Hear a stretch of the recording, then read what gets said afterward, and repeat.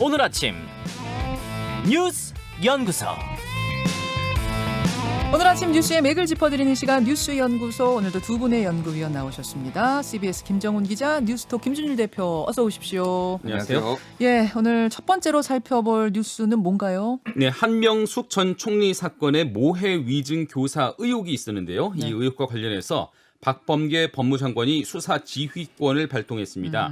아시는 것처럼 한명숙 전 총리는 정치자금법 위반 혐의로 재판을 받았고요. 그 과정에서 수사팀이 재판에 나선 증인들에게 한 전 총리의 불리한 허위 증언을 사주했다, 이런 의혹이 불거졌었죠. 허위 증언 사주 의혹. 네, 이에 대해서 지난 5일 대검찰청은 그 의혹이 혐의를 확인할 수는 없다, 네. 이런 결정을 내리면서 무혐의 처분을 했는데 예. 그 공소시효 닷새를 앞두고 박범계 장관이 대검찰청이 기소 가능성을 다시 심의하라고 한 겁니다. 특히 이 사건을 감찰해왔던 이문정 검사 등의 의견을 듣고 충분히 토론한 뒤에 최종 결정하라고 지시했습니다. 법무장관의 수사 지휘권 발동은 이번이 역대 네 번째인데요. 네. 검찰이 이미 처분한 사건을 다시 심의하라고 지시한 건 이번이 처음입니다. 역대 네 번째 수사 지휘권 발동.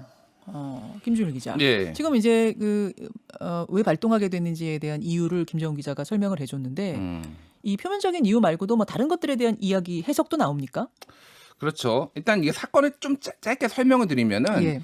예전에 이제 한명숙 전 총리가 그 기소가 됐잖아요. 불법 정치자금 수수로. 그거를 준 사람이 한만호 이제 건설 업체 사장이었는데 그 사람이 검찰 진술에서는 돈을 줬다라고 얘기를 했는데 1심에 가가지고 법정에서 저는 돈 준 적 없습니다. 그렇죠. 이렇게 되니까 무죄가 나와버렸어요. 예. 그러니까 검찰이 난리가 난 거죠.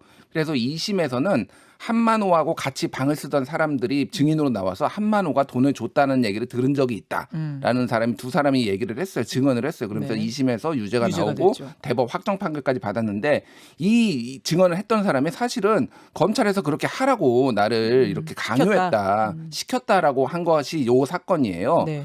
그러니까 지금 이제 검찰이 당시에 굉장히 급박했다라는 뭐 이런 정황들이 있고 뭐 그런 거죠. 다만 이제 검찰에서 조사를 했는데 그런 거 없다, 증거가 없다. 정확하게는. 증거를 못 찾았다. 증거를 못 그래서 찾았다라는 이제 거예요. 무혐의를 이번에 대검찰청이 처분을 했는데 네. 박범계 장관이 다시 봐라 이렇게 예. 된 거예요. 이제 전체적으로 보면 네 가지 정도 이유가 있습니다. 이거에 대해서. 하나는 이게 윤석열 총장이 지휘를 했던 거예요. 사실상. 대검에서 윤석열 총장 시절에 대검에서 무혐의가 나왔는데 이게 이제 팔이 안으로 굽은 거 아니냐. 그리고 만약에 이게 무혐의가 아니라 실제 문제가 있으면은 윤석열 문제 있는 거 아니냐. 그러면은 전체적으로 정치인 윤석열을 좀 견제를 할 수가 있는 거죠.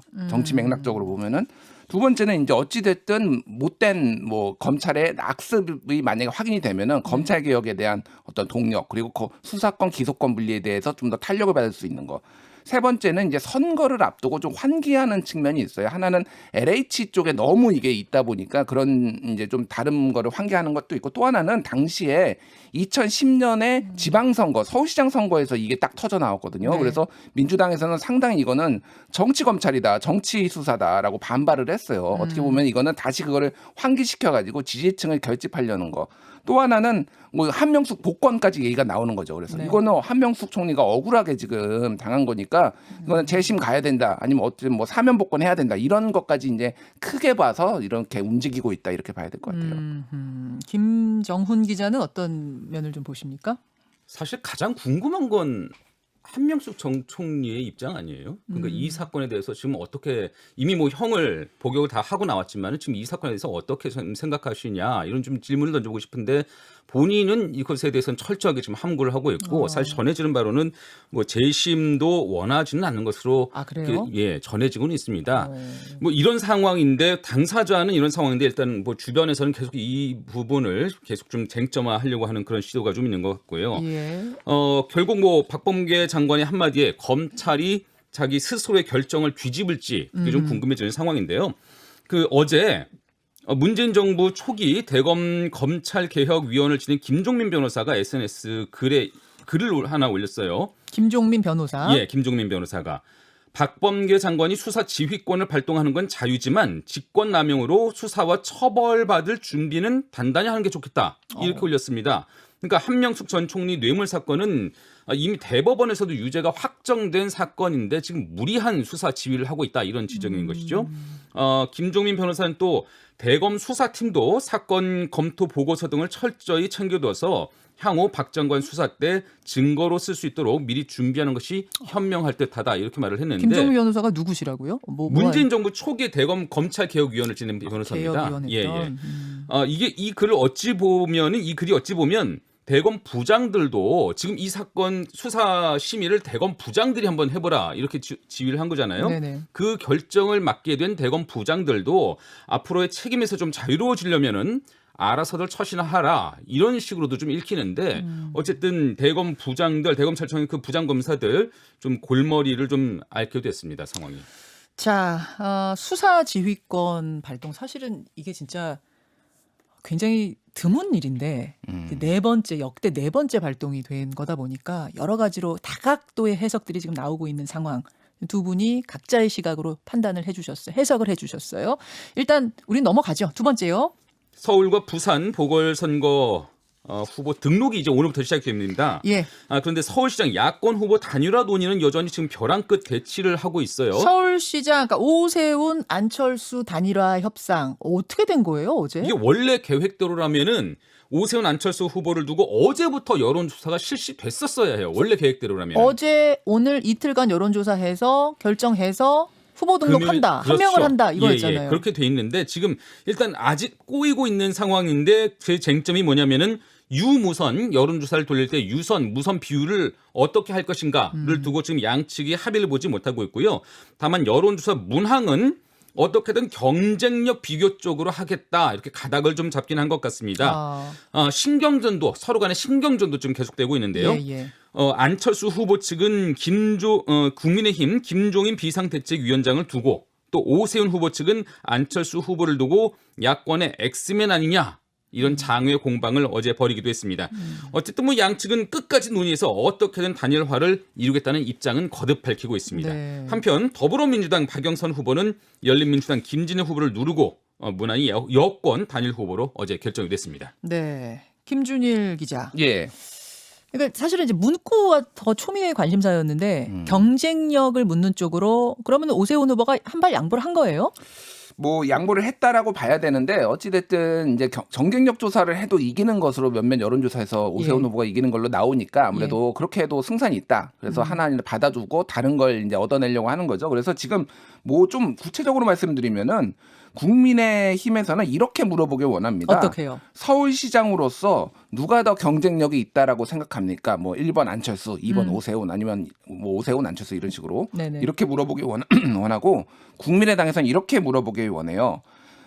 박영선 후보와 그 오세훈 후보와 누가 더 경쟁력이 있습니까? 또 박영선 후보와 안철수 후보 누가 경쟁력이 있습니까? 두 개를 물어본 다음에 두 개에서 누가 더 높이 나오느냐를 보고 뭐 이를테면 그 퍼센테이지가 어느 표 차이가 더 어느 정도 나오느냐를 보고 그거를 뽑자 이렇게 얘기를 하는 거예요.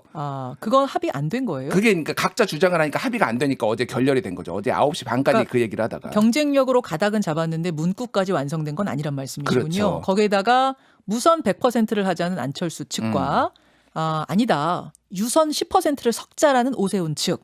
거기에서 이것도 해결이 안 되고. 거기서 해결이 안 됐는데 국민의당 측에서는 만약에 우리가 얘기했듯이 박영선, 오세훈, 박영선, 안철수 이 방식을 경쟁력을 묻는 걸 받아준다면은 10% 이거 양보하겠다. 이렇게까지 간 거예요 지금.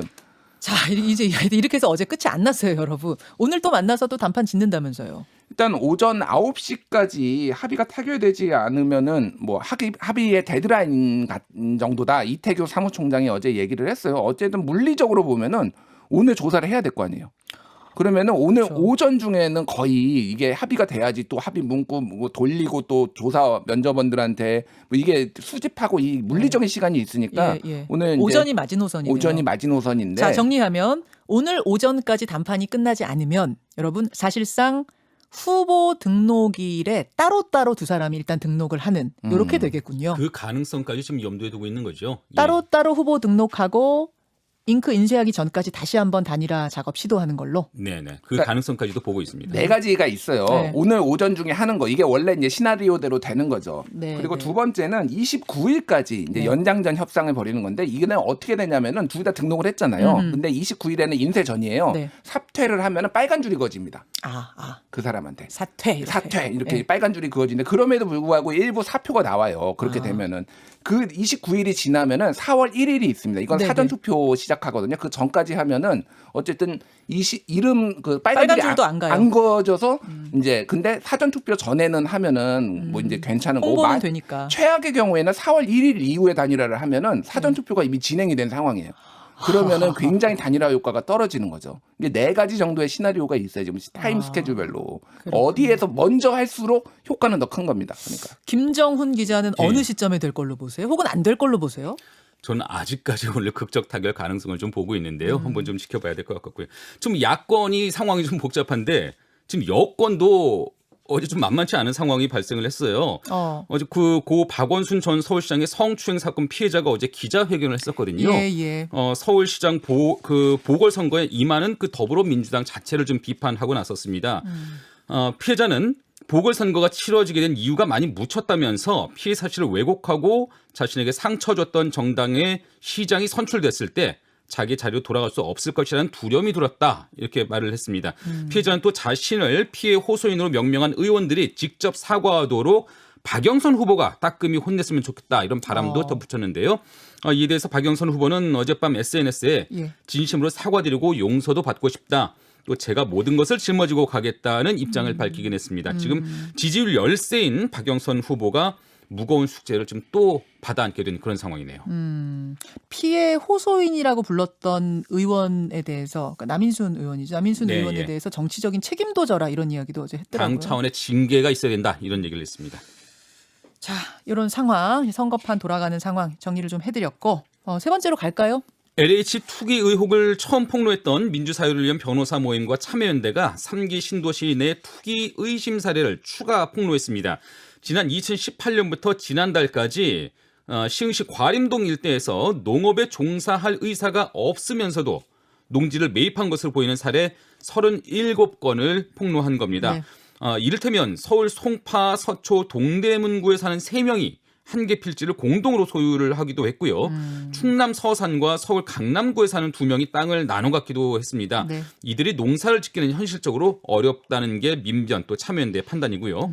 과림동의 농지를 소유한 사람 중에는 외국인이나 또 90년대 출생자들까지 포함돼 있었습니다.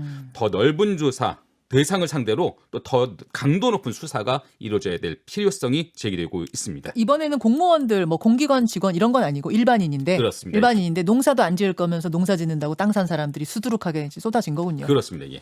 김준일 기자. 일단 37건이잖아요. 예. 이 중에서 6건은 지금 지난번에 LH에서 구입한 것으로 이제 알려진 그 6건이고요. 네. 31건 중에서는 20대가 3명이 있고요. 그리고 중국 국적의 외국인, 뭐 캐나다 국적의 외국인도 지금 한국 농지를 사가지고 지금 가지고 있답니다. 그러니까 이게 가능하지가 않은 거죠. 외국인이 와서 지금 농사를 짓는 것도 아니고. 그래서 실제 그리고 이제 대출을 얼마나 받았는지 보면은 예를 들면은 뭐 기혁 씨 같은 경우에는 3필지를 10억 정도에 매입을 했는데 네. 채권 최고액이 18억 정도가 잡혀 있다라는 거예요. 한마디로 얘기하면은 한 13억 정도를 대출을 받았다는 얘기입니다. 이 얘기는. 그러니까 그냥 한마디로 얘기하면 금융권이 네. 엄청 돈을 대준 거예요. 이거는 안정적으로 우리는 이거는 이자를 받을 회수할 수 있다라고 보고 그냥 금융권이 돈을 대주니까 투기꾼들이 와가지고 다 땅을 산 것이고 농지법 위반이에요. 농사를 안 짓는데 그래서 그 한국일보가 그 판결문을 조사를 했습니다. 농지법 위반에 1,226건을 조사를 했는데 네. 어느 정도로 이게 지금 솜방망이냐면은 20억 원의 시세 차익을 봤어요. 예. 농사도 안 지으면서 농지 샀다가 정확하게는 20억 원에 구입을 해서 55억 원에 팔았으니까 예. 35억 원의 시세 차익을 봤는데 네. 징역 1년에 벌금 1,000만 원 나왔습니다. 그러면은 1년 살고 35억 벌면은 할 만하다는 거죠. 한마디로 얘기를 하면. 그리고 걸리는 경우도 드물잖아요. 드물죠. 그러니까 이거는 그러니까 징역형을 높이는 것도 있지만은 환수를 해야 된다. 네, 몰수. 몰수. 예. 뭐 이를테면 투기 이익에 대해서 몰수를 하는 법안이 있어야지만 이게 멈출 수 있다라는 게 전문가들의 의견인 거죠. 아파트는 그 이제 어떻게 집 한 채 마련해 보려고 대출 받으려고 해도 지금 워낙 묶여 있어서 그게 워낙 어렵잖아요. 대출 받아 집 산다는 건 참 어려운 일이 됐는데 땅은 이렇게 풀려 있었고 조금의 정보만 있으면은 이렇게 돈 벌어서 투기꾼들이 시세 차익 누리는 다른 세상이 있었네요. 김정훈 기자. 그러니까 어제 조사 결과가 과림동 한 곳에 예.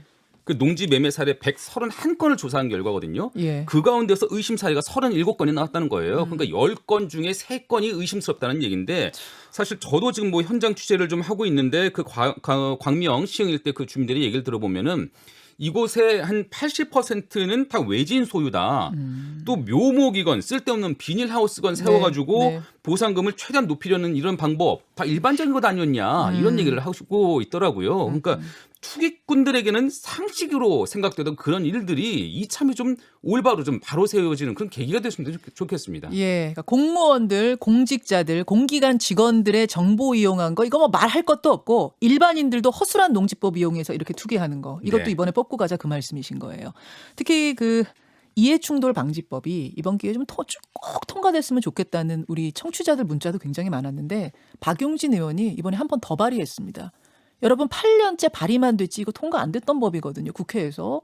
박용진 의원은 이번에 꼭 통과시킬 의지가 있는 건지 오늘 2부에 직접 초대해서 얘기 들어보죠. 두 분 수고하셨습니다. 예, 감사합니다. 김현정의 뉴스쇼는 청취자 여러분의 참여로 이루어집니다. 트위터, 페이스북, 레인보우 게시판, 그리고 단문 50원, 장문 100원의 유료 문자 샵 1212, 우물정 1212 통해 참여하실 수 있습니다. 김현정의 뉴스쇼, 여러분과 함께 만듭니다.